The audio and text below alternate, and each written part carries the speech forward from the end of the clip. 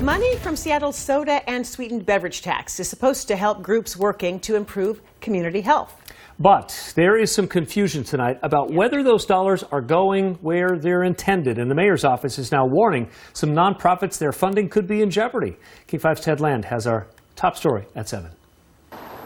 This garden's a kind of outdoor classroom for kids in this neighborhood. It teaches them about nutrition, how to grow plants, how to avoid junk food.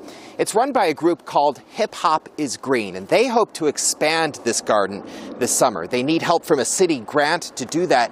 But yesterday they received a note which set off alarm bells. Hip Hop is Green is an organization that makes it cool to be healthy. Keith Tucker's trying to get kids to eat healthier and learn how to garden. A $50,000 city grant, money generated by the Seattle soda tax, was supposed to help expand his nonprofit. We started purchasing products, we started getting supplies, all of these things in order to be compliant with the grant. But on Tuesday, he received an email from the city saying that money is in jeopardy because the council's trying to redirect $6.3 million meant for programs like Hip Hop is Green to, quote, unspecified new programs. That's enough to alarm us because, as nonprofit organizations, every dollar that we get is very important to the kids that we serve. So unfortunately, we had to inform these programs that have been counting on this money that money may not be there. Mayor Jenny Durkin says her departments were obligated to warn nonprofits about the consequences of a council bill, which the mayor's office says would threaten funding for community groups. But it's millions of dollars helping thousands of people in Seattle.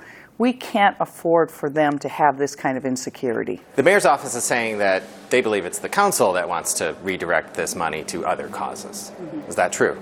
The mayor is inaccurate and is wrong. That is false information, and I'm going to be very clear about that. Council member Lorena Gonzalez says it's the mayor's office that wants to redirect the soda tax money to other causes, and that the city unnecessarily raised alarm with that message telling nonprofits their funding's in jeopardy. Groups that were told they were going to get some money, say $50,000, can they still count on that?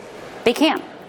This bill does not change any funding for this year. So if organizations were told that they were going to receive funding this year, that funding is still theirs. Hip Hop is Green is still confused about what's happening and why. They say they need that money if they want to keep growing. Yeah, so right now we're waiting. We're waiting to see what the decision is going to be from either the city council or the mayor.